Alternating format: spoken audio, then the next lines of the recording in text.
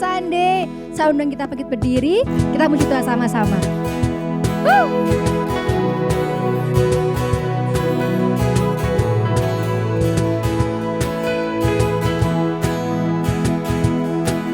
Dalam kelemahanku, kasih karuniamu, berikanku segala yang terbaik darimu.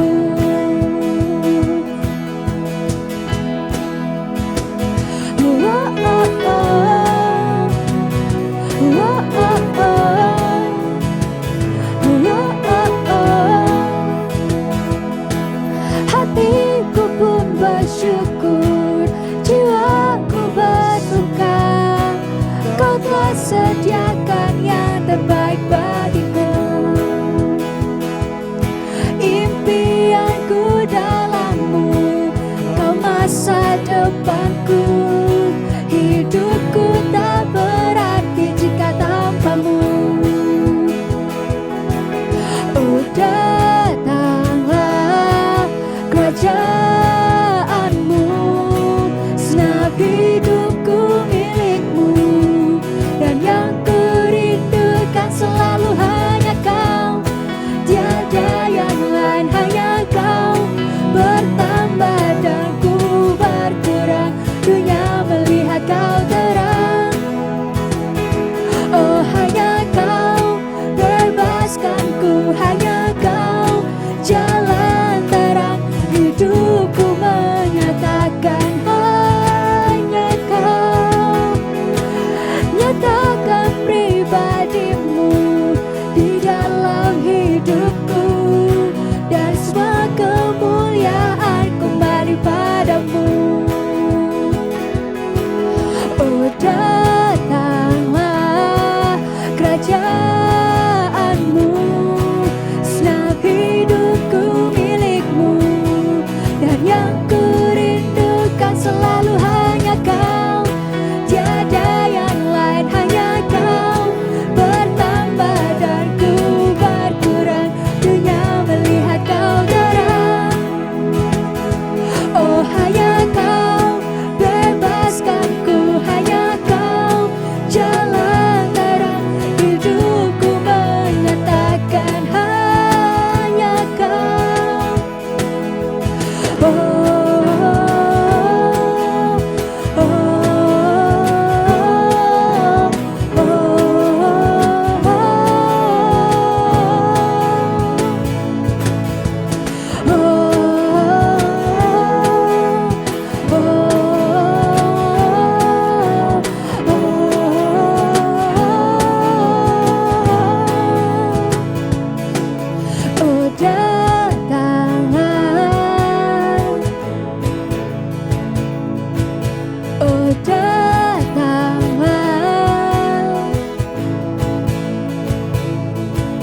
Oh, datanglah kerajaan-Mu, segenap hidupku milik-Mu, dan yang kurindukan selalu hanya Kau.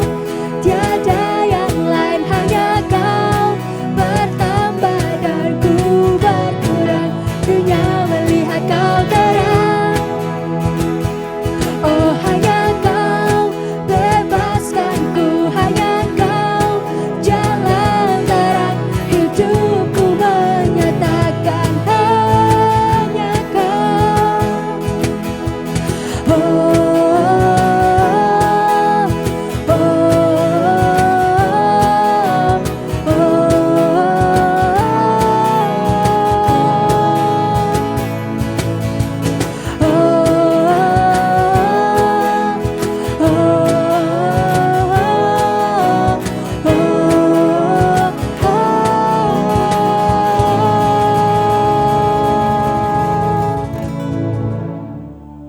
Minggu ini kita akan membacakan Katekismus Reformasi pertanyaan ke-13. Dapatkah seseorang memenuhi hukum Allah dengan sempurna? Sejak kejatuhan, tidak ada manusia yang dapat memenuhi hukum Allah dengan sempurna, tetapi justru melanggarnya terus-menerus melalui pikiran, perkataan, dan perbuatan. Untuk ayatnya terambil dari Roma 3, 10-12. Tidak ada yang benar, seorang pun tidak. Tidak ada seorang pun yang berakal budi. Tidak ada seorang pun yang mencari Allah. Semua orang telah menyeleweng. Mereka semua tidak berguna. Tidak ada yang berbuat baik, seorang pun tidak. Pada awalnya, ketika Allah menciptakan manusia, tujuannya supaya untuk berelasi dengan Allah. Manusia dirancang untuk mengasihi dan menikmati, memuliakan, menaati Allah dalam sebuah hubungan yang harmonis. Tetapi kenyataannya, ketika manusia pertama, yaitu Adam, jatuh dalam dosa, relasi itu menjadi rusak dan terputus. Dan di sanalah manusia mengalami kerusakan total. Sehingga manusia tidak dapat beroperasi sesuai dengan rancangan Allah awal setelah peristiwa kejatuhan. Dan manusia kehilangan kemampuan untuk menaati hukum-hukum Allah. Dan apa dampaknya bagi kita saat ini? Dampak yang paling terlihat adalah kita memiliki kecenderungan melakukan hal-hal yang salah. Sekalipun kita mengerti hal yang benar, tetapi tendensi kita atau kecenderungan kita adalah hal-hal yang negatif. Kita memiliki berbagai macam berhala di dalam hati kita, seperti ingin diterima orang lain, ingin diakui, dan seringkali kita juga menganggap bahwa diri kita lebih bijak daripada orang lain. Secara sadar maupun tidak, kita seringkali juga membanggakan diri kita melalui apa yang telah kita lakukan. Itu semua adalah dampak dari kejatuhan manusia. Bahkan Rasul Paulus yang seorang rasul yang hebat pun mengakui ketidakberdayaannya mengatasi dampak dari dosa. Roma 7 ayat 24 mengatakan, "Aku manusia celaka, siapakah yang akan melepaskan aku dari tubuh maut ini?" Di sini Rasul Paulus mengakui kelemahannya. Dan kabar baiknya, Rasul Paulus juga menulis di Roma 7 ayat 25. Syukur pada Allah oleh Yesus Kristus Tuhan kita. Yesus Kristus adalah Adam yang kedua. Adam yang pertama telah gagal untuk menaati perintah Allah. Tetapi Adam yang kedua, yaitu Yesus, mampu menggenapi seluruh hukum Allah dengan sempurna. Bahkan dia taat dan rela menyerahkan nyawanya bagi kita semua. Supaya saat ini kita yang ada di dalam Kristus dibenarkan dan dikuduskan. Dan karena dia juga mengutus pribadi Roh Kudus, karena Tuhan tahu dengan kekuatan kita pasti kembali gagal. Dan oleh karena itu Roh Kudus tinggal di dalam hati kita, setiap orang percaya, supaya kita dimampukan untuk hidup sesuai rancangan Allah dengan sempurna. Amin. Mari kita berdoa. Tuhan Yesus, terima kasih Tuhan atas kasih-Mu, atas berkat-Mu, cinta kasih-Mu yang sangat berlimpah di kehidupan kami ya Tuhan. Kami semua ini berdosa ya Tuhan, kami semua ini enggak layak Tuhan. Tapi Engkau yang melayakkan kami ya Tuhan. Engkau rela turun ke dalam dunia ini untuk menebus setiap dosa-dosa kita semua ya Tuhan. Dan Engkau juga sudah tinggal di dalam hati setiap kami ya Tuhan. Kami bersyukur untuk itu Tuhan. Terima kasih Tuhan atas berkat-Mu, cinta kasih-Mu ya Tuhan. Di dalam nama Tuhan Yesus Kristus, haleluya. Amin. Mari teman-teman, siapkan hati kita untuk menyembah Tuhan lebih dalam lagi. Katakan,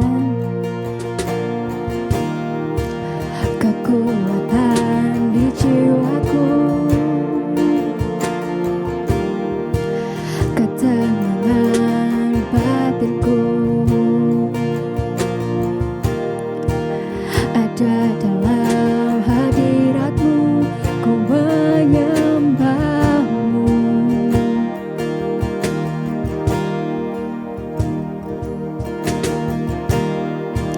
Tersungkur ku di kaki kakimu.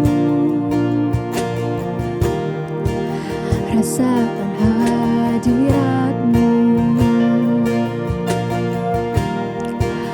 takkan ku melepaskanmu. Kau cahaya bagiku, mengiringmu seumur hidupku, masuk dalam rencanamu Bapa. Pikiranku, kehendakku, ku serahkan padamu. Harapanku hanya di dalam-Mu, ku kan teguh bersama-Mu Tuhan. Jadikan ku bejanamu untuk memuliakan-Mu.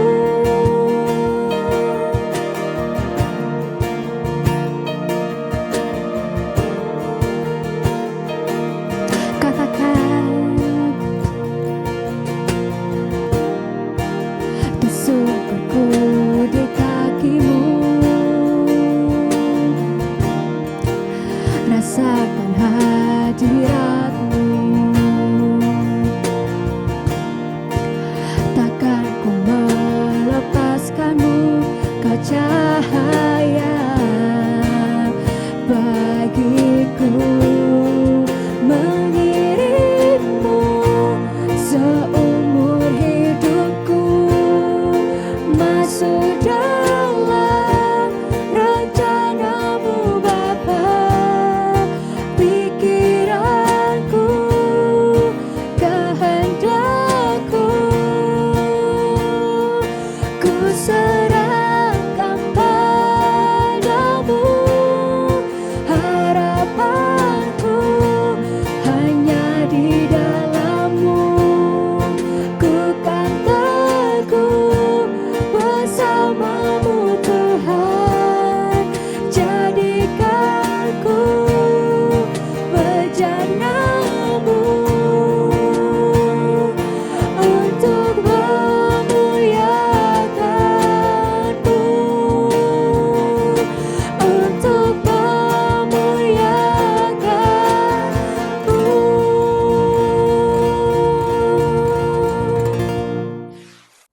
Shalom teman-teman semua yang saat ini beribadah secara online. Semoga teman-teman semua dalam keadaan yang baik. Kita bersyukur kalau sekali lagi kita dapat berkumpul bersama untuk sama-sama beribadah, memuji dan memuliakan Tuhan kita. Itu semua semata hanya karena anugerah-Nya. Sekarang tiba saatnya bagi kita semua untuk mendengarkan kebenaran firman Tuhan. Untuk itu, mari saat ini saya mengajak kita semua untuk kita sama-sama berdoa terlebih dahulu. Kita berdoa. Ya Allah, kami sungguh mengucap syukur, terima kasih untuk hidup yang Kau berikan bagi kami ya Tuhan. Kami juga mengucap syukur kalau kami boleh datang kepadamu untuk boleh beribadah pada hari ini ya Tuhan. Sekali lagi, itu semata-mata karena anugerah-Mu yang begitu besar bagi kami. Kalaupun sebentar kami akan sama-sama merenungkan kebenaran firman-Mu, biarlah kebenaran firman-Mu ini boleh mengubahkan kami, sehingga kami tidak hanya menjadi pendengar, dan kami juga boleh belajar untuk menjadi pelaku kebenaran firman Tuhan. Dan kiranya Allah Roh Kudus, Engkau menolong hamba-Mu yang terbatas ini, biar kiranya dalam keterbatasannya firman Tuhan tetap dapat disampaikan dengan benar. Di dalam nama-Mu Yesus Kristus kami berdoa dan kami mengucap syukur. Amin. Teman-teman, di dalam menjalani kehidupan kita di dunia ini, terkadang kita akan mengalami hal-hal yang baik, tapi tidak jarang kita juga dapat mengalami hal-hal yang tidak baik. Betul ya? Terkadang kita mungkin juga menerima kabar baik, tapi kita pun harus bersiap karena kapanpun kita bisa menerima kabar yang tidak baik.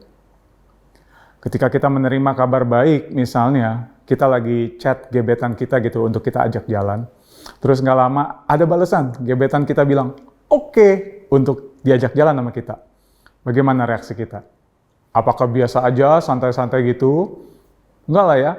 Biasanya reaksi kita ketika menerima kabar baik adalah senang pastinya. Kita mungkin melompat, kita mungkin berteriak, atau senyum-senyum seperti orang ya gila mungkin ya. Namun bagaimana ketika kita menerima sebuah kabar buruk? Bagaimana reaksi kita ketika menerima kabar itu? Saya rasa reaksi kita kebanyakan adalah mungkin kita marah, kecewa, menangis, tidak terima. Saya juga pernah menerima kabar buruk itu, teman-teman. Ini salah satu kabar buruk yang pernah saya terima. Jadi dulu waktu saya masih seusia teman-teman, saya pernah punya pacar. Waktu itu hari ulang tahun pacar saya dan kami lagi LDR. Jadi saya telepon dia untuk ucapin happy birthday. Tapi teman-teman tahu, waktu saya telepon dia untuk ucapin selamat ulang tahun itu, di saat yang sama, tanpa alasan yang jelas, dia minta putus sama saya. Teman-teman bisa bayangkan perasaan saya. Sedih, pasti. Kecewa banget. Terus nangis. Menurut teman-teman nangis gak saya? Enggak lah ya. Saya kan pria sejati, masih banyak wanita yang jauh lebih baik dari dia. Enggak teman-teman, saya menangis juga waktu itu. Teman-teman, kita nggak akan pernah dapat menghindari masalah atau kabar buruk dalam hidup kita. Kabar buruk atau masalah bisa datang kapan aja. Hal ini juga yang dialami oleh seorang yang bernama Nehemia ketika dia menerima sebuah kabar buruk. Kabar buruk apa yang Nehemia dapatkan? Mari kita baca bersama firman Tuhan di dalam Nehemia, pasal yang pertama ayat 1 sampai dengan yang keempat. Beginilah bunyi firman Tuhan. Riwayat Nehemia bin Hakalia pada bulan Kisleu tahun ke-20, ketika aku ada di Puri Susan. Datanglah Hanania, salah satu seorang dari saudara-saudaraku, dengan beberapa orang dari Yehuda. Aku menanyakan mereka tentang orang-orang Yahudi yang terluput, yang terhindar dari penawanan, dan tentang Yerusalem. Kata mereka kepadaku, orang-orang yang masih tinggal di daerah sana, yang terhindar dari penawanan, ada dalam kesukaran besar dan dalam keadaan tercela. Tembok Yerusalem telah terbongkar dan pintu-pintu gerbangnya telah terbakar. Ketika aku dengar berita ini, duduklah aku menangis dan berkabung selama beberapa hari. Aku berpuasa dan berdoa ke hadirat Allah semesta langit. Demikian jawab pembacaan firman Tuhan. Jadi ketika itu Nehemia mendapat kabar yang sangat buruk dari saudara-saudaranya, yaitu tentang orang-orang Yahudi yang kembali ke Yerusalem. Kita tahu sebelumnya mereka ada di dalam pembuangan selama kurang lebih 70 tahun. Teman-teman tentu ingat kisahnya ya. Mereka di bawah penjajahan bangsa-bangsa kafir akibat dosa mereka sendiri. Akhirnya setelah lewat masa 70 tahun itu seperti yang telah Allah janjikan, mereka diizinkan untuk pulang kembali ke tanah mereka. Namun ternyata masih ada bangsa-bangsa kafir yang tinggal di Yerusalem.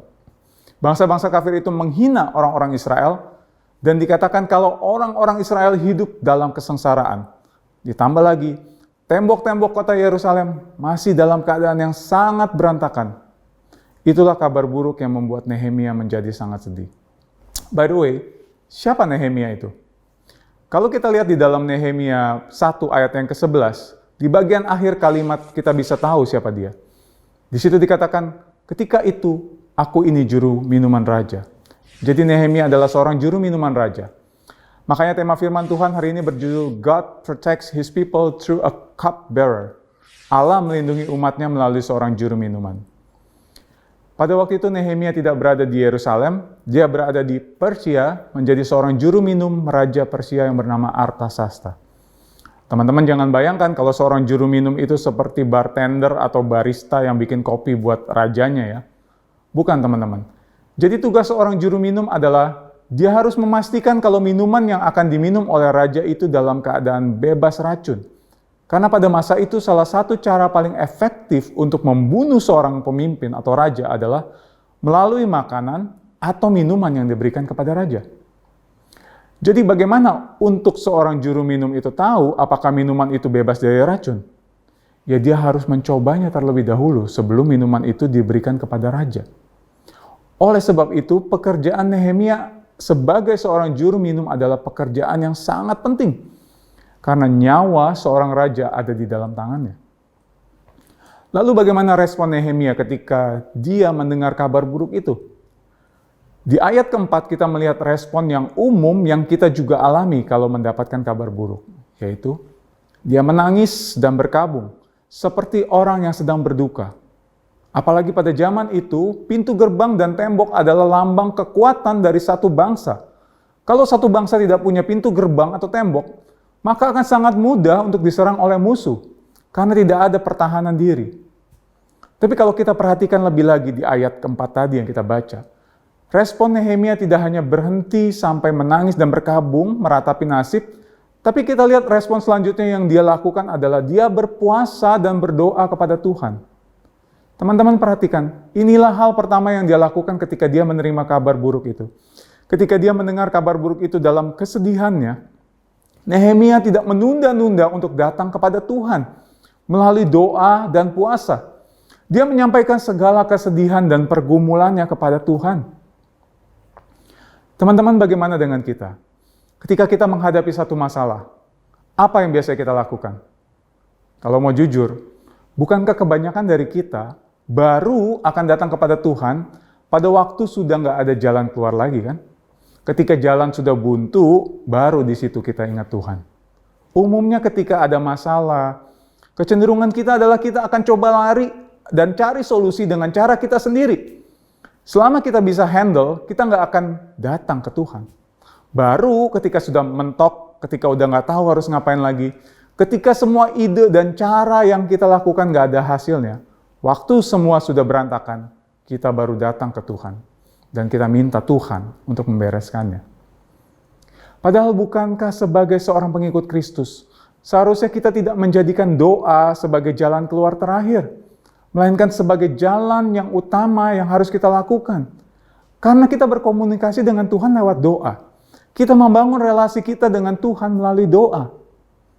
Seperti Corrie ten Boom, seorang yang sangat mencintai Tuhan, dia pernah mengatakan begini, "Is prayer your steering wheel or your spare tire?" Jadi doa itu roda kemudi kita atau hanya sebagai roda cadangan kita? Kalau kita sadar bahwa doa adalah roda kemudi kita, berarti seharusnya dalam segala keadaan kita senantiasa datang kepada Allah di dalam doa kita. Kemudian sewaktu Nehemia berdoa puasa, dia tidak langsung bertindak. Dia menanti dengan sabar waktu Tuhan. Dia tetap bekerja, melakukan tugasnya sebagai seorang juru minum raja, sampai satu kali setelah kurang lebih 4 bulan, Allah menjawab doanya melalui Raja Artasasta. Pada waktu itu Raja Artasasta tiba-tiba menanyakan, kenapa wajah Nehemia tiba-tiba muram? Dan kemudian Nehemia menjawab, bagaimana mukaku tidak muram, Raja? Kalau tempat pekuburan nenek moyangku telah menjadi reruntuhan, dan pintu-pintu gerbangnya habis dimakan api. Lalu kemudian di pasal 2 ayat yang keempat, di situ Raja bertanya kepada Nehemia, jadi apa yang kau inginkan? Teman-teman perhatikan kelanjutan ayat keempat itu. Di situ dikatakan, maka aku berdoa kepada Allah semesta langit. Teman-teman bayangkan, di waktu yang sempit itu, di hadapan Raja yang sedang bertanya kepadanya, Nehemia masih sempat datang berdoa dulu kepada Allah secara spontan sebelum menjawab pertanyaan Raja. Mungkin di dalam doanya dia hanya berkata, Tuhan tolong saya. Namun hal ini menunjukkan bahwa memang Nehemia adalah orang yang sangat bergantung kepada Tuhan. Dia tidak akan bertindak tanpa terlebih dahulu datang berdoa kepada Tuhan. Dan sekalipun doa Nehemia begitu singkat dan sederhana, Tuhan tetap menjawab doa Nehemia. Singkat cerita, Tuhan melembutkan hati Raja dan ia mengabulkan keinginan Nehemia untuk pulang dan membangun Yerusalem. Dan ini yang Nehemia lakukan ketika tiba di Yerusalem. Di pasal kedua ayatnya 11 sampai ke 18 di sana dikatakan demikian. Maka tibalah aku di Yerusalem. Sesudah 3 hari aku di sana, bangunlah aku pada malam hari bersama-sama beberapa orang saja yang menyertai aku. Aku tidak beritahukan kepada siapapun rencana yang akan kulakukan untuk Yerusalem, yang diberikan Allahku di dalam hatiku. Juga tak ada lain binatang kepadaku kecuali yang kutunggangi. Demikian pada malam hari aku keluar melalui pintu gerbang lebak ke jurusan mata air ular naga dan pintu gerbang sampah. Aku menyelidiki dengan seksama tembok-tembok Yerusalem yang telah terbongkar dan pintu-pintu gerbangnya yang habis dimakan api. Lalu aku meneruskan perjalananku ke pintu gerbang mata air dan ke kolam raja. Karena binatang yang kutunggangi tidak dapat lalu di tempat itu, aku naik ke atas melalui wadi pada malam hari dan menyelidiki dengan seksama tembok itu. Kemudian aku kembali, lalu masuk melalui pintu gerbang lebak. Demikianlah aku pulang. Para penguasa tidak tahu kemana aku telah pergi dan apa yang telah kulakukan, karena sampai kini aku belum memberitahukan apa-apa kepada orang Yahudi, baik kepada para imam maupun kepada para pemuka, kepada para penguasa dan para petugas lainnya. Berkatalah aku kepada mereka, kamu lihat kemalangan yang kita alami, yakni Yerusalem telah menjadi reruntuhan dan pintu-pintu gerbangnya telah terbakar. Mari kita bangun kembali tembok Yerusalem supaya kita tidak lagi dicela. Ketika aku beritahukan kepada mereka betapa murahnya tangan Allahku yang melindungi aku, dan juga apa yang dikatakan Raja kepadaku, berkatalah mereka, kami siap untuk membangun. Dan dengan sekuat tenaga mereka mulai melakukan pekerjaan yang baik itu. Teman-teman, dari ayat tadi, walaupun Nehemia sadar bahwa ini adalah kehendak Tuhan untuk membangun tembok Yerusalem, dan walaupun dia juga sudah mendapat persetujuan dari Raja Artasasta, namun itu tidak membuat Nehemia sembarangan di dalam bertindak. Dia tetap bersabar dan tetap melakukan perencanaan. Tidak langsung seradak-seruduk istilahnya. Dan akhirnya setelah Nehemia menyampaikan apa yang Tuhan taruh di dalam hatinya, dan juga bagaimana Tuhan melembutkan hati Raja Artasasta, sehingga dia diizinkan untuk pergi ke Yerusalem dan membangun tembok Yerusalem. Orang-orang Yahudi yang mendengar apa yang Nehemia katakan, sepakat untuk ikut membangun tembok Yerusalem. Allah menjawab doa Nehemia tepat pada waktunya. Teman-teman, terkadang di dalam doa kita pun, kita tidak sabar untuk menantikan waktu Tuhan. Dan di dalam doa itu kita justru memaksa Tuhan untuk mengikuti keinginan-keinginan kita. Kita maunya ketika kita berdoa, Tuhan langsung jawab. Saat itu juga, atau terkadang karena kita merasa Tuhan lama geraknya gitu, kita seringkali bertindak lebih dahulu tanpa pertimbangan yang matang. Tapi cara Tuhan tidak seperti itu. Kita manusia yang terbatas, hanya mampu melihat yang terbatas. Sedangkan Tuhan yang kita sembah adalah Tuhan yang tidak terbatas. Dan sesungguhnya, waktu Tuhan selalu tepat dan sempurna. Dia tahu yang terbaik bagi kita. Namun sekalipun doa dan tindakan Nehemia itu sesuai dengan kehendak Allah, bukan berarti proses dari pembangunan tembok itu akan berjalan mulus-mulus saja. Ternyata ada orang-orang yang iri, yang tidak senang dengan pembangunan tembok Yerusalem itu. Dan mereka berusaha mencari cara untuk menggagalkan pembangunan tembok itu. Bahkan termasuk berencana membunuh para pekerja dan orang-orang Yahudi di sana. Namun begitu Nehemia mengingatkan orang-orang Yahudi dan para pekerja itu, di dalam pasal 4 ayat 14 ini yang dia katakan, jangan kamu takut terhadap mereka. Ingatlah kepada Tuhan yang maha besar dan dahsyat, dan berperanglah untuk saudara-saudaramu, untuk anak-anak lelaki dan anak-anak perempuanmu, untuk istri dan rumahmu. Nehemia sangat yakin akan perlindungan dan penyertaan Tuhan dalam pembangunan tembok ini. Dia mengingatkan mereka bahwa ada Tuhan yang jauh lebih besar, jauh lebih dahsyat dari semua musuh mereka itu. Dan pada akhirnya oleh kemurahan Tuhan, pembangunan tembok itu dapat diselesaikan hanya dalam waktu 52 hari saja. Allah yang berdaulat menyatakan kuasanya dengan memakai Nehemia dalam pembangunan tembok Yerusalem. Teman-teman, melalui kisah ini kita dapat melihat kebenaran Injil di dalamnya. Pada kisah ini kita dapat melihat bahwa melalui Nehemia, tembok Yerusalem kembali berdiri. Dan hal tersebut membuat orang Yahudi menemukan kembali identitas mereka. Dari seorang buangan menjadi seorang Israel. Namun ratusan tahun kemudian, Yesus datang ke Yerusalem. Dia memberikan dirinya, mati di kayu salib, sehingga identitas kita yang tadinya adalah hamba dosa, diubah menjadi manusia baru, ciptaan baru, anak-anak Allah. Melalui kisah ini kita juga dapat melihat bagaimana Tuhan menolong Nehemia dalam memimpin orang-orang Yahudi di dalam membangun tembok Yerusalem sebagai perlindungan mereka dari serangan musuh. Namun sesungguhnya perlindungan itu tidaklah permanen, tapi melalui kematian dan kebangkitannya, Yesus telah membuat perlindungan kekal bagi umatnya dari dosa dan dari kematian kekal. Apa yang sedang teman-teman hadapi hari-hari ini?